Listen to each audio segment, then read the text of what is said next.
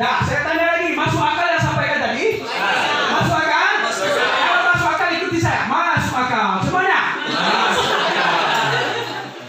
Karena itu dulu. Hati itu berpengaruh kepada kecantikan dan kegantengan seseorang. Percaya apa tidak? Mereka apa? Mereka lagu? Batu loh. Barana lah kayak tamura. Tamura virtual juga. Matinya itu orang baru berpakaian ya.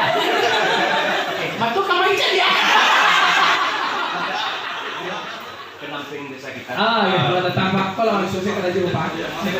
Kebetulan dokter gigi. Alhamdulillah ya bagi gigi yang berubah silakan.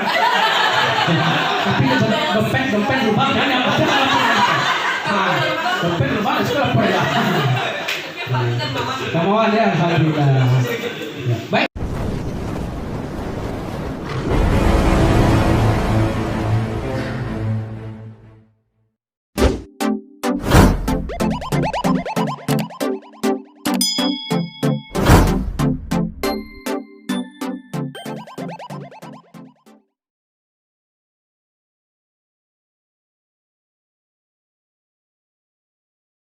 Nah, risiko lah Pak.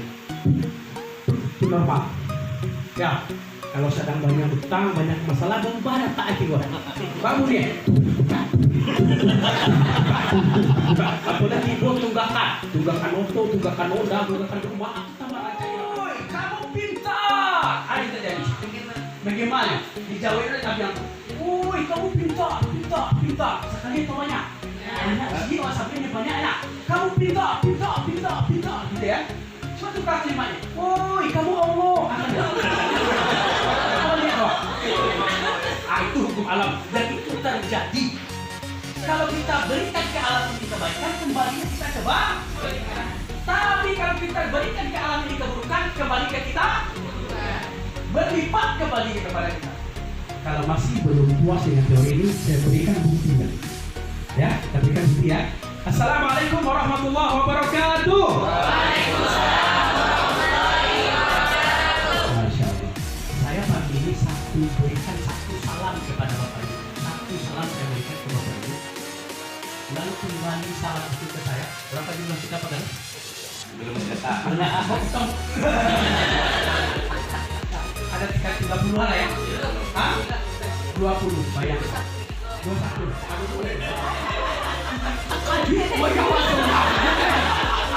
Jadi kalau sudah pelatihan itu tahu Pak ada itu apa Pak? Itu kan. Begitu energinya. Tidak akan pernah terdengar oleh telinga. Wajah kawa ya sebuahnya. Wajah apa pelatihan ke TikTok? Tidak akan pernah. Kalaupun kita mau jujur, berapa waktu yang sudah kita persembahkan untuk kewajiban kita berada di sini, mungkin masih banyak kurangnya. Maka Allah tuntut kita, energi terbaik itu tidak ada lagi, energi spiritual. Dimanapun peran kita di masyarakat ini, dia akan membuat kita bahagia. Dia akan membuat kita mempersembahkan yang terbaik. Dia akan membuat energi kita berlimpah. Dia akan membuat suasana di kantor itu enak, nyaman. Dia akan membuat kita senantiasa rindu dengan kantor ini. Saya tanya jujur dari hati paling dalam, siapa yang rindu masuk kantor tiap hari? Tunjuk tangan. Insya Allah setelah ini kita rindukan bersama teman-teman kita. Amin. Setelah di sini kita rindukan juga kita bersama keluarga kita. Insya Allah. Kenapa? Dimanapun kita berada, karena ada energi spiritual. Insya Allah. Oke. Dah. Otak ini. Nah, ini ada training khusus lagi. Ini bagaimana kita memaksimalkan fungsi otak. Tentang otak ini aja ini. Dia menerima informasi itu luar biasa. Tanpa disadari dia mampu menerima informasi. Dan yang paling besar mengalami otak luar sadar, unconscious mind. Itu masuk foto Bapak.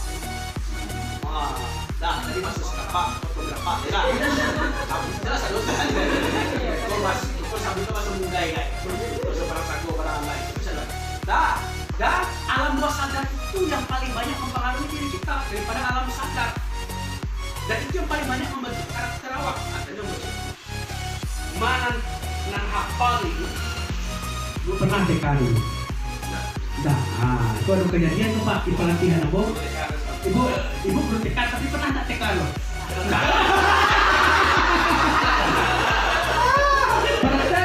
Pernah TK? Pernah ya. Oke. Ini ilmu psikologi ini masuk ini ya. Sekarang Saya mau tanya sama Pak Dokter, mana yang paling Pak Dokter ingat, nama teman atau wajah teman? Wajah. Nah, wajah itu dia disimpan di unconscious mind, alam bawah sadar. Sedangkan data disimpan di alam sadar. Itulah kenapa kita banyak ingat wajah. Biasanya dia wajah dia tak kenal anak wajah. Itu aja toh. Itu lain tak kenal wajah dari terlupa ada. Kenapa? Jadi alam bawah sadar. Data itu unconscious mind namanya. Kalau dalam data sadar conscious mind.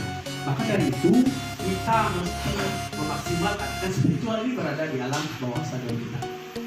Blood spot namanya. Itu yang membentuk diri, membentuk pribadi. Kalau ini lihat isi teko, untuk kita semua.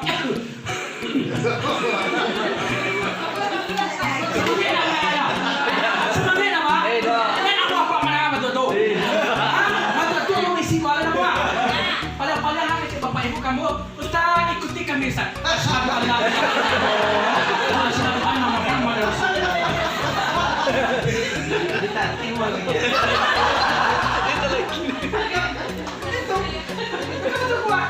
Kuat bagian dari spiritualitas, menyehatkan pikiran, menambah ini jahat kira-kira gitu tadi. Ini bentuk menambah ilmu, menambah wawasan, sehingga kita tidak terkurung oleh peta tempat kita bertugas, tapi kita melakukan wawasan.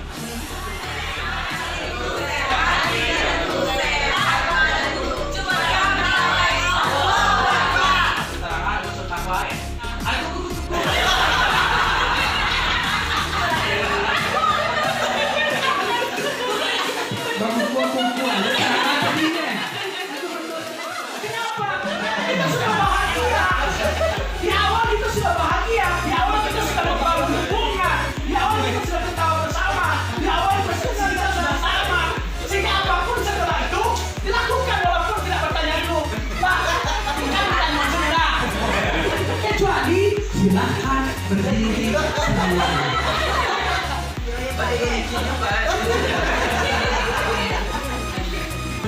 Pak, kami ada kalimat batu meminta Betul. Energi spiritual itu melahirkan keinginan untuk berbuat dari nada, dari sikap. Tapi sampai tadi, sikap, nada, perbuatan. Silakan berdiri semuanya. Seolah-olah saya minta untuk berdiri. Kenapa? Karena memang energinya. Coba kalau data saja. Bisa berdiri semuanya? Saya udah bisa. Tidak ada di mana berdiri karena data. Bisa berdiri semuanya? Apalagi kayak seperti ini. Nggak bisa nada. Betul Pak. Energi spiritual itu harus punya ruh dia Pak. Ruhnya itu spiritual. Ruhnya itu kata-kata. Bisa berdiri semuanya. Intonasi itulah dia ruhnya. Dan ruh itu hanya bisa didapatkan dari spiritual. Dia tidak didapatkan dari pelatihan-pelatihan public speaking bertahun-tahun. Tidak dapat. Bahkan hebat awal mengecek. Kalau ruh itu tidak lahir dari dalam hati loh, dia tidak mempunyai daya gerak dan daya hentak. Kalaupun orang melakukan itu karena keterpaksaan, karena kewajiban, karena ada hilang itu. Itulah beda pemimpin dengan penguasa. Pemimpin menggerakkan dengan hati, penguasa menggerakkan dengan wewenang.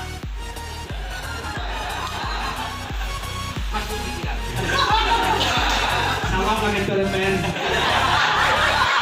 Kalau masuk buat kita saya pakai telepon ya.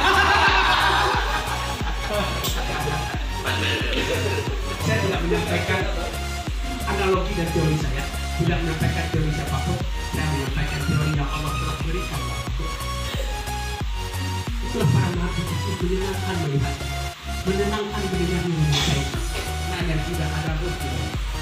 Oke, supaya lebih semangat lagi, insya Allah kita mintakan Ustaz Rino untuk menggerakkan.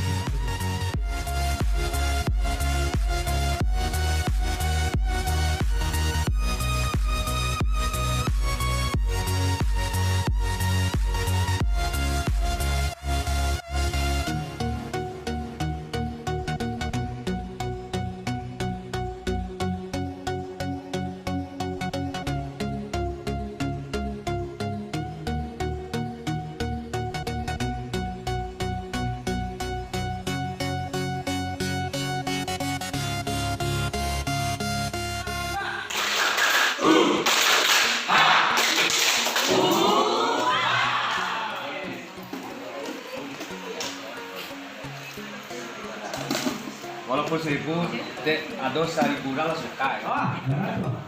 Membuatnya bahagia, hadirkan kalian istri Tuhan di dalam. Bisa jadi kita membenci sesuatu, tetapi Allah menyukai kita berada di sini. Bisa jadi kita menyukai sesuatu, tapi itu tidak baik bagi kita. Maka sesuatu yang kita anggap belum baik, belum tentu itu keburukan untuk kita. Karena Allah Maha Tahu dan kita sok tahu. Maka tidak ada jalan lain untuk menjalani profesi kita, menjalani kehidupan kita, menjalani apapun yang kita jalani hari ini, kecuali dengan menghadirkan rasa syukur kita kepada Allah. Ya Allah, saya yakin ini yang terbaik yang bertitipkan untukku hari ini, ya Allah. Mudah-mudahan ini menjadi jalan bagiku untuk berjumpa denganmu. Mudah-mudahan ini menjadi jalan bagiku untuk membuat timbangan amalku. Sehingga tidak ada keluh kesah dalam kita menjalani kehidupan. Karena semakin banyak keluh kesah dalam kehidupan kita, semakin jauh kita dari berkah. Karena hidup ini bukan hanya tentang banyaknya rezeki. Saya mau tanya, kita mau cari banyak rezeki atau banyak berkahnya? Banyak atau berkah? Yang mana kita cari? Kalau saya banyak dan berkah, betul. Kau lewat satu. Ya, apa bedanya Ustaz? Beda. Banyak belum tentu berkah. Berkah insya Allah memberi kecukupan bagi orang yang dimilikinya. Ya. Yang kedua, jawab dengan hati paling dalam. Apakah kita akan bekerja selamanya? Maunya. Ya. Saya ulang lagi pertanyaan. Apakah kita akan bekerja selamanya? Tentu tidak. Ada saat-saatnya kita menyelesaikan pekerjaan itu. Ada saat-saatnya kita kembali pulang. Ada saat-saatnya kita bertemu dengan Rob kita. Pertanyaannya, kita bertemu dengan Allah mau pulang Ampo atau pulang Malisi? Itu yang menjadi pertanyaan besar kita. Pulang Ampo atau pulang Malisi? Insan lagi rugi kita. Tidak ada satupun yang kita dapatkan. Baru ketika ajal menjemput kita tersadar ternyata bukan yang kita kejar selama ini yang menemani kita menuju menghadapnya. Nanawa aja selama kok ternyata tidak itu nanawa menuju Allah tuh. Lalu ketika itu terjadi tak ada lagi pintu tobat untuk kita karena dia sudah mau dipanggil menghadapnya. Maka ketika masih dibentangkan waktu seperti ini, jangan biarkan setiap detik waktunya berlalu tanpa ketaatan kepada Allah, tanpa kita isi dengan energi spiritual. Insyaallah semuanya menjadi berkah. Yang ketiga saya tanya lagi, apakah harta yang banyak yang akan membuat kita bahagia? Tidak. Kalaulah harta yang menjadi indikator kebahagiaan manusia ini, maka makhluk yang paling berbahagia di atas dunia ini adalah Qarun. Kenal dengan Qarun? Lima kenalan. Lima ibu kenalan dengan Qarun.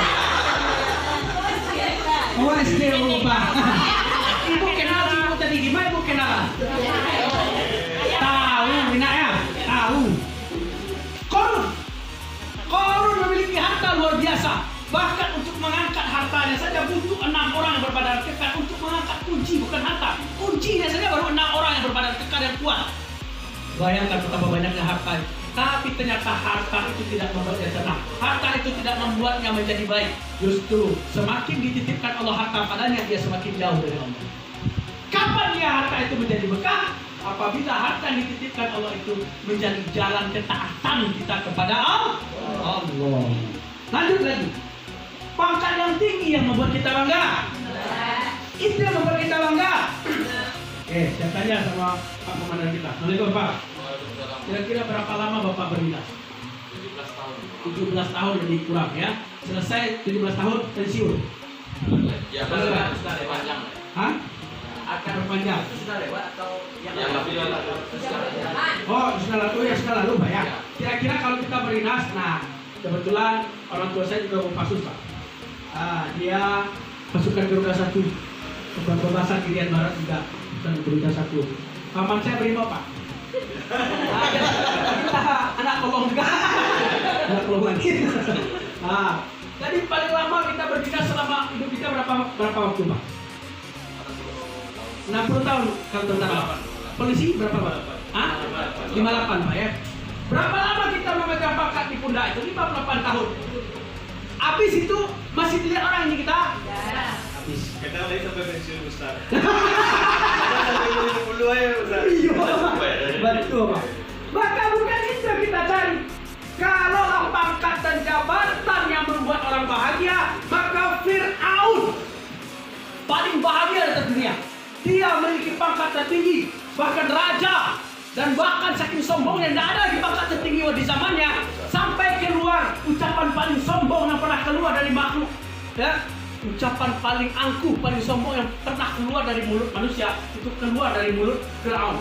Apa katanya? Ana rabbukumul a'la. Akulah Tuhan tertinggi katanya. Kan tidak ada lagi. Sampai-sampai lalu apa yang terjadi? Allah hinakan, Allah benamkan dia di laut merah. Tidak cukup dengan itu. Allah abadikan jasadnya untuk jadi pembelajaran bagi kita semuanya. Bahwasanya bukan pangkat yang akan kita bawa menuju Allah. Ada muminya di Mesir sampai hari ini. Dan ketahuilah, ketika Bapak Ibu melihat mumi Mesir itu, mumi Fir'aun di Mesir itu, apa yang terjadi? Mulutnya Fir'aun itu penuh dengan pasir. Kenapa? Ternyata disebutkan ketika dia terbenam di laut merah, dia mau tobat kepada Allah, lalu malaikat Jibril menyumpalkan pasir ke dalam mulutnya karena kesalnya Jibril melihat kedurhakaan seorang Fir'aun, sehingga penuhlah mulut disumpal dengan pasir. Allah Akbar. Tidak ada pangkat dan jabatan. Menteri-menteri kita dengan pangkat sekarang berapa tahun cuma. Kalau kita tidak menyikapi pangkat dan jabatan itu dengan baik, justru menjadi musibah bagi kita di kemudian hari. Nah, terus apakah lelah dan letih kita terbayar dengan berkeluh kesah? Terbayar dia? Lewat sama Allah, wah. Lintahlah. Dan jadi sebuah lagu tuh jatuh.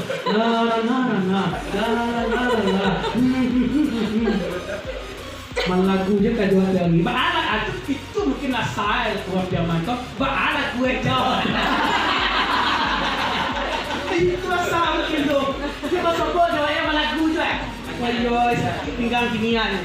Waktu sobo agak bahan pinggang apa tanggal. Oh iya, dan pinggang kau sehat lagi kita lah nggak buang aja. Aduh tu lah gue. Itu. Nah, sudahkah kita punya bekal menghadapnya? Saya yakin waklah punya bekal menghadapnya. Nah, pada tahun ini jalani. Kira-kira kalau lah umur umat Nabi Muhammad ini 60-63 tahun sepertinya Nabi Muhammad, labara jalani rasa baru. Kira kalau payo ini Allah ada bekal menghadap lagi kira. Sian adalah siap payo ini maksudnya siapa? Siap katus yang pelan. Subhanallah. Payo barangke, kau nak macam ni umur.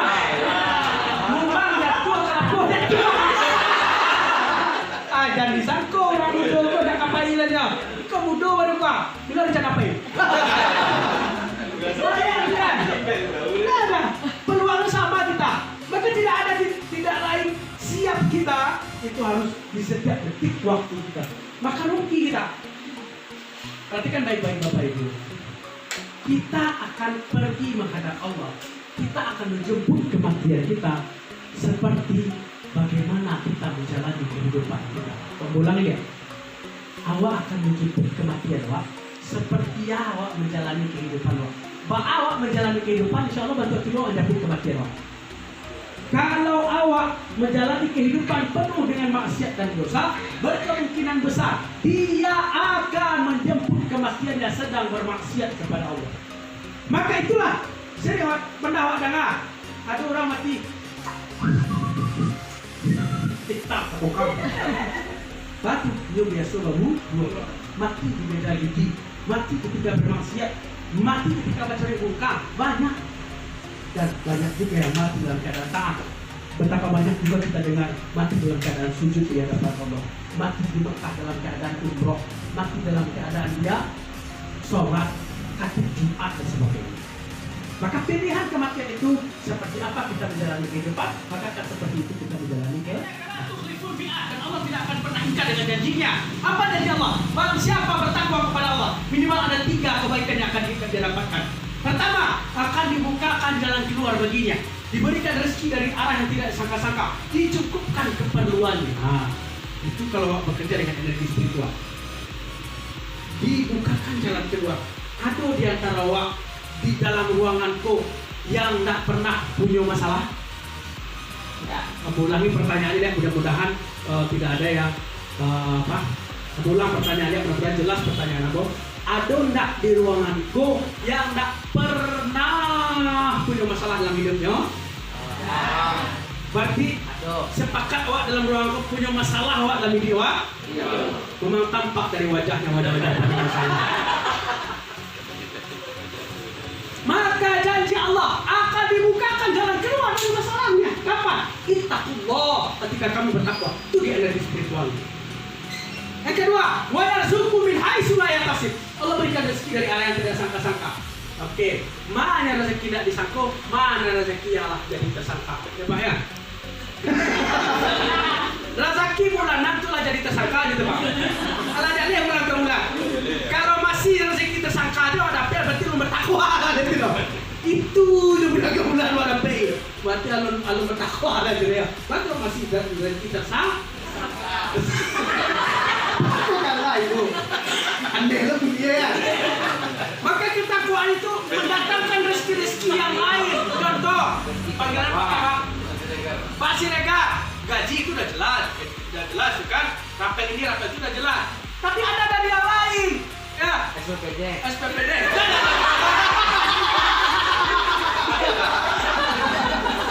Ya, PPD masih disangka juga tuh. Karena perjalanan udah dipastikan sekian, ya kan? Kayak apa Pak Praino, ya kan?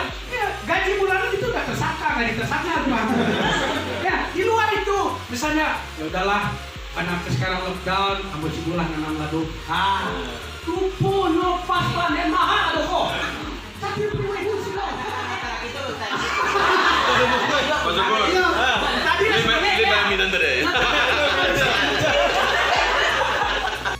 maka semakin banyak istri yang berdoa semakin banyak. Ibu kok tadi ya? Sejak mulai datang mas kira nak pernah tanggal loh. Nak tuh tanggal mas kira loh. Tapi ungkapan masih kata tadi tuh tanggal.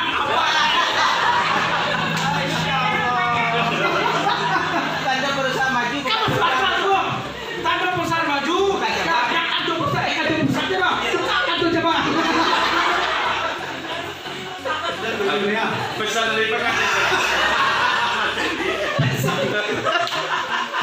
Pesan. Jalan aja bu. Anda salah tak jadi nama itu. Nggak ada guyonan saja ya. Makanya itu ada semuanya konsep dalam hidup. Itulah kenapa Al-Quran sering-sering mengulang. Afala taqilun, afala tatafakkarun. Visi dan misi desa. Coba kita. Ini penting. Ini penting. Sebuah lembaga, sebuah organisasi harus punya visi dan misi. Kalau enggak, ibarat lagu, akan ku bawa kemana desaku ini. Dan setiap perangkat desa terinstal di kepalanya akan dibawa kemana desa. Bekerja berdasarkan visi dan misi. Ada sebuah rumah sakit di Malaka. Dia waktu itu masih rumah sakit biasa, tapi diinstalkan, disampaikan visi besar rumah sakit itu kepada seluruh karyawannya, bahkan kepada seluruh yang terkecil bagian dari rumah sakit itu, rumah sakit Malaka. Maka ketika ditanya ke Satpam, apa tujuan Anda bekerja di sini? Maka Satpam itu akan menjawab, saya bekerja di sini untuk menciptakan rasa aman di rumah sakit ini, sehingga siapapun yang berkunjung ke rumah sakit ini merasa nyaman, merasa terayomi, dan rumah sakit ini menjadi rumah sakit terbaik di Asia Tenggara. Ditanya ke bagian cleaning service, apa tujuan Anda bekerja di sini? Saya bekerja di sini untuk membersihkan rumah sakit ini, sehingga siapapun yang datang ke sini dia merasa nyaman, dia merasa baik, dia merasa betah, sehingga rumah sakit ini menjadi rumah sakit terbaik di Asia Tenggara. Ditanya lagi kepada dokter, apa visi Anda bekerja di sini? Saya bekerja di sini untuk menghadirkan pelayanan dan pengobatan terbaik, sehingga rumah sakit ini menjadi rumah sakit terbaik di Asia Tenggara. Sama jawabannya. Terinstal satu tujuan. Lalu apa yang terjadi Bapak Ibu?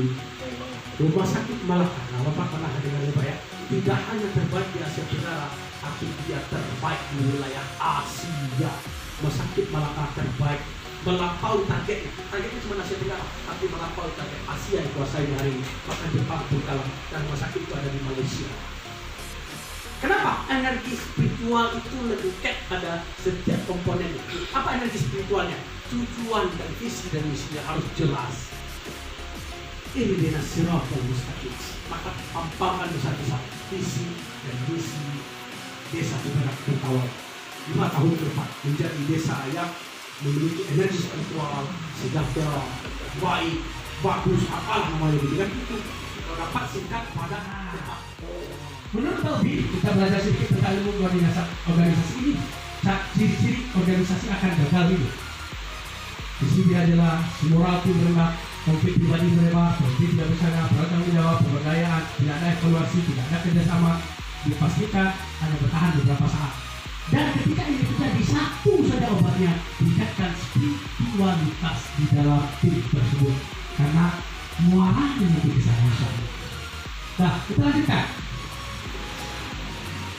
Nah, Nabi Muhammad SAW ada teladan luar biasa begini. Dia menggunakan prinsip ini dalam mengelola umat. Dia menggunakan prinsip ini sehingga terkenal di seluruh dunia. Siti itu namanya spiritual power. Berarti kita baru membahas satu sisi. Sisi kedua, trust power, membangun kepercayaan. No. Melalui ini yang kita latihkan, baru satu sisi dari 4 sisi yang kita latihkan. Spiritual power. Ada lagi trust power, ada lagi intellectual power, membangun kemampuan kita memanajemen sesuatu. Teamwork nantinya insya Allah. Membangun bagaimana database, merapikan database data dan sebagainya. Communication power, melatih kemampuan untuk berkomunikasi, menyampaikan ide, menyampaikan pendapat di tengah rapat, menyampaikan ide di tengah masyarakat, membuat masyarakat nyaman. Masyarakat itu alipai yang kasih kolai bahasa busa Jawa jalan asal dimana lah nyaman deh ke perangkat desa. Mang nyaman wak kalau berinteraksi orang desa itu dah. Mang lama hanya mengikir lah. Mang nyaman siapa wak kalau lapar berinteraksi. Kenapa? Semua yang dilatihkan. Dan Nabi Muhammad melatihkan ini kepada para sahabat sehingga lahir generasi emas di zaman Nabi Muhammad itu. 4 khalifah cerdas. Siapa? Abu Bakar Siddiq, Umar bin Khattab, Utsman bin Affan, Ali bin Abi Thalib. Itu di bawah tarbiyah, di bawah pembinaan Nabi Muhammad hingga lahir seperti itu. Luar biasa.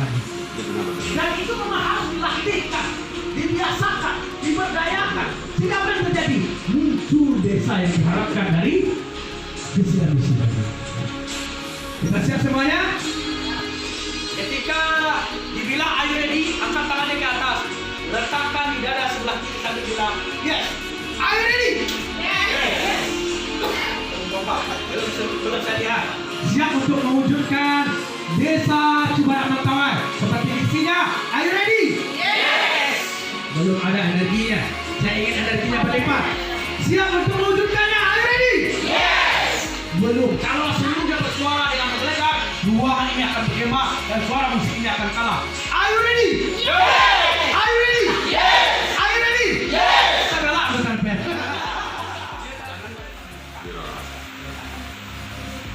Apa? 2 itu syaratnya. Silakan disahkan. Jadi syaratnya 2. Jangan diputus, jangan dibuka. Saya juga Pak. Siap guys. Siap.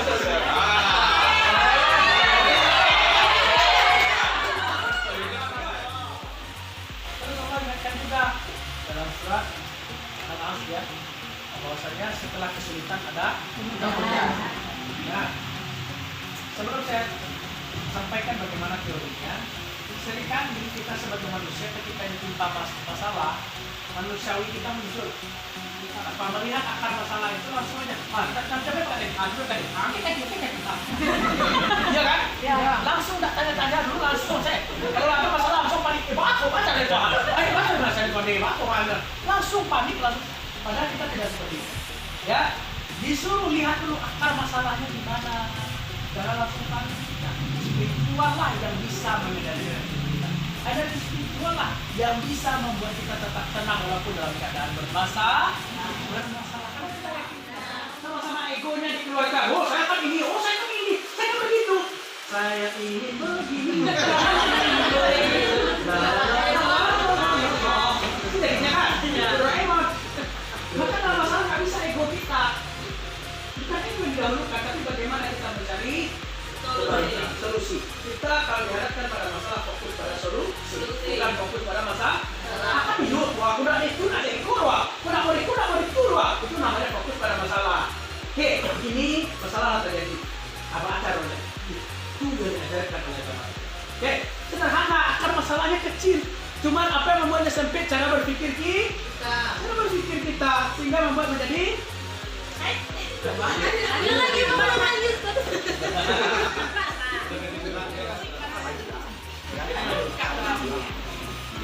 Mbak, disorong.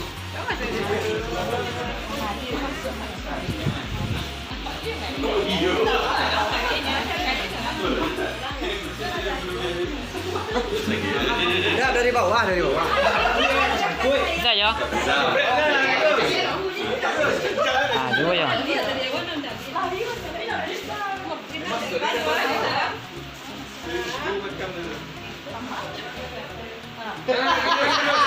Kudus, dia rekam.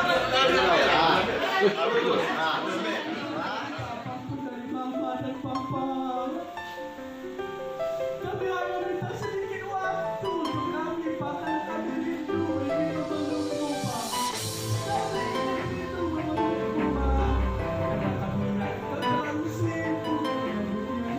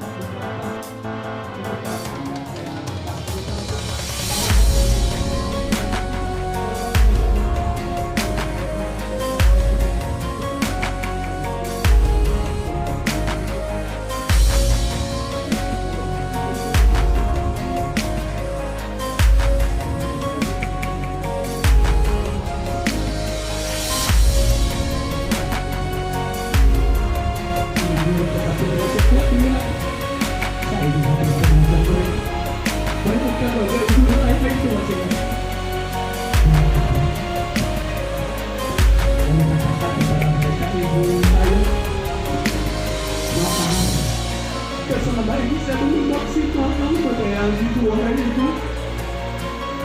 Maaf jika pernah ada kata yang melukai dan bahkan meneteskan air matamu karena-Ku.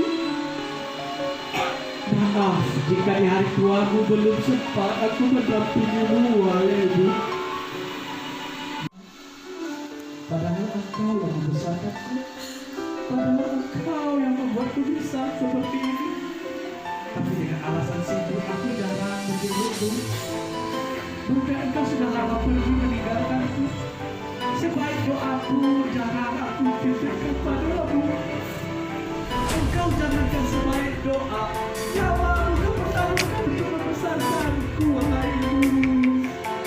Tapi apa balasan ini dalam kepadamu? Ketika Kau sudah pergi jauh dariku, sebaik doaku tak kirimkan kepadamu. Alasan aku sibuk.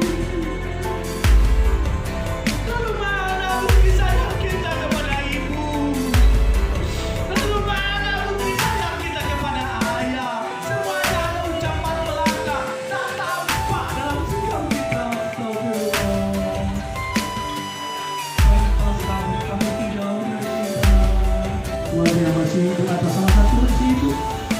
Temui mereka setelah ini. Sumpah saya dan peluknya dan bisikan dari nenek ibu.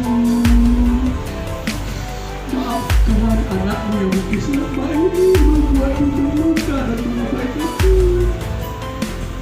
Kepada teman begitu mudah kita bersalaman.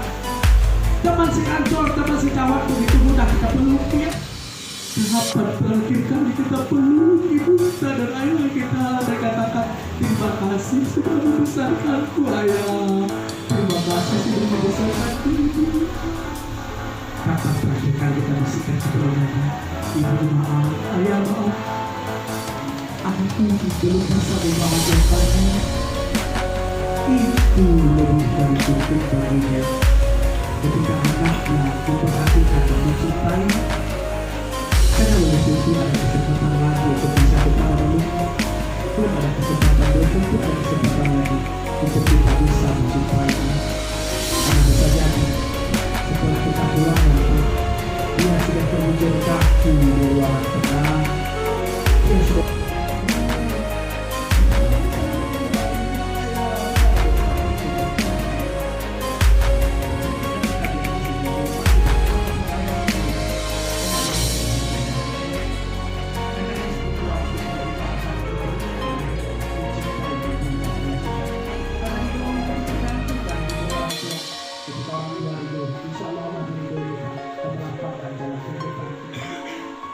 terakhir, mari kita bersyukur kepada Allah dan angkat tangannya tinggi-tinggi. Silakan angkat tangan. Silakan bertanya. Silakan berdoa masing-masing.